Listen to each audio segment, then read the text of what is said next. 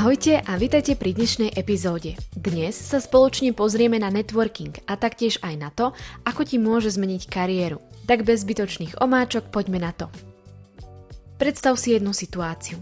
Prídeš na konferenciu, v ruke máš kávu za 4 eurá, ktorú si ani nechcel, ale už si ju kúpil.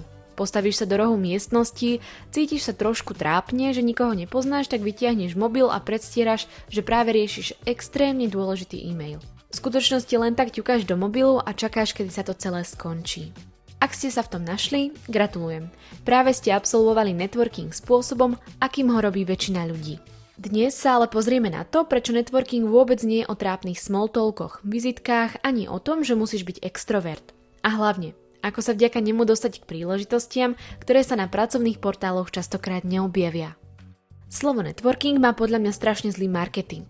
Keď ho počujeme, predstavíme si človeka v obleku, ktorý rozdáva vizitky rýchlejšie ako influenceri z ľavové kódiky na svojich stories. Alebo nejakého aktívneho študenta na LinkedIne, ktorý každé ráno napíše status v zmysle dnes som si pri káve uvedomil jednu dôležitú lekciu a pridáva si ľudí jedna radosť. Nie, networking nie je divadlo. Najjednoduchšia definícia je asi táto.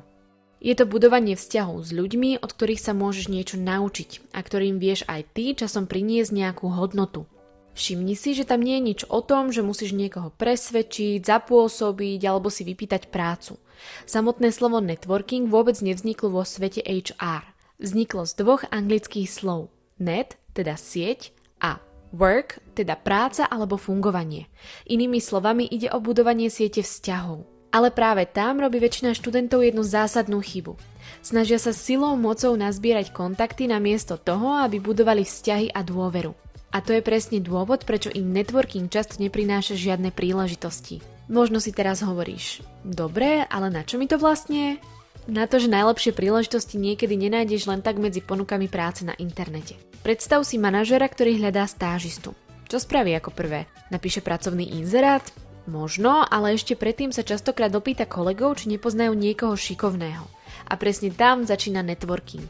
Nie preto, že by boli všetky firmy nefér a vyberali ľudí na základe známosti, ale preto, že odporúčanie od človeka, ktorému dôveruješ, je jednoducho menej rizikové ako 100 anonymných životopisov. To ale neznamená, že potrebuješ kamaráta riaditeľa alebo strika, ktorý robí na ministerstve. Znamená to, že keď sa niekde objaví príležitosť, niekto si na teba spomenie. A to je obrovský rozdiel.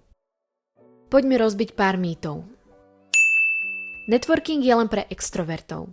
Nie, najlepší networkery, ktorých poznám, vôbec nie sú najhlasnejší ľudia v miestnosti. Sú to tí, ktorí vedia počúvať, položia dobrú otázku, zapamätajú si meno a úprimne ich zaujíma druhý človek. That's all. Musím sa rozprávať s každým. Nemusíš. Ak odídeš z konferencie, workshopu, akcie s jedným kvalitným rozhovorom, je to lepšie ako 10 povrchných. Pamätaj, že kontakty prostredníctvom networkingu nie sú ako Pokémoni, nemusíš ich pochytať všetky. Musím byť strašne zaujímavý. Nie. Ľudia si oveľa viac zapamätajú človeka, ktorý sa pýta dobré otázky, než človeka, ktorý 10 minút rozpráva o sebe. Dôležitá je prirodzenosť a ľudskosť. A teraz asi najpraktickejšia časť. Kde sa vlastne networkuje? Ak si predstavíš len konferencie, pripravuješ sa o polovicu možností. A hlavne dostať sa na nejakú konferenciu nemusí byť úplne najľahšie, pretože väčšina študentov takúto možnosť ani nemá.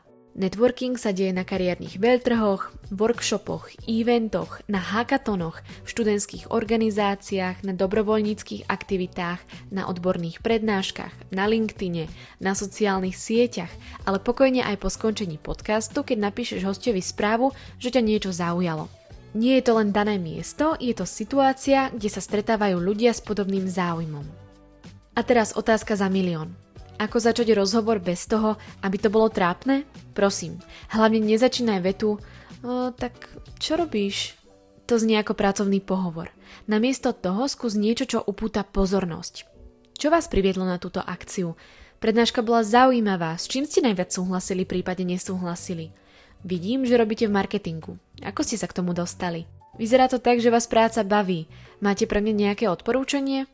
To nie je small talk, to je obyčajná zvedavosť. A teraz fun fact z takého psychologického súdka.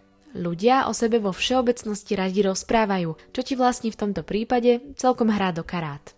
Veľká chyba študentov je, že networking berú ako jednorázovú aktivitu. Prídu niekde na event, nazbierajú 10 kontaktov, pridajú si ich na LinkedIne a tým to končí.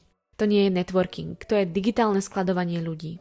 Ak si sa s niekým dobre porozprával, pošli mu na druhý deň krátku správu v zmysle: naozaj ma potešil náš rozhovor, ďakujem za tip na to a to, alebo spomínali ste knihu, už som si ju objednal. Trvá to 30 sekúnd, ale práve tým vzniká vzťah.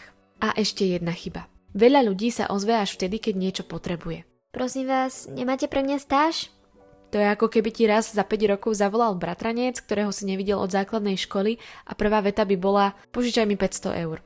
Asi by si nebol úplne nadšený. Networking funguje presne opačne. Najprv buduješ vzťahy, dôveru a až potom je na mieste pýtať sa aj takéto priame otázky. Na záver tu máme jednu myšlienku. Nemyslí na networking ako na zbieranie kontaktov. Premýšľaj nad tým, či si práve ty človek, na ktorého si ostatní spomenú. Keď niekto povie: nepoznáte šikovného študenta alebo študentku? Bolo by super, keby niekomu napadlo práve tvoje meno. Nie preto, že si rozdal najviac vizitiek, ale preto, že si bol zvedavý, spoľahlivý, dodržal si slovo a vedel si viesť normálny ľudský rozhovor. Pretože na konci dňa networking nie je o tom, koľko ľudí poznáš. Je to o tom, koľko ľudí si spomení na teba, keď sa objaví príležitosť. Tak možno práve dnes urob prvý krok. Nemusí byť veľký. Stačí napísať jednému človeku, ktorého obdivuješ. Nie s prosbou o prácu, ale s otázkou, poďakovaním alebo reakciou na niečo, čo vytvoril alebo čomu sa venuje. Nikdy nevieš, kam jeden obyčajný rozhovor povedie. Niekedy práve ten zmení tvoju kariéru viac ako 10 perfektne napísaných životopisov.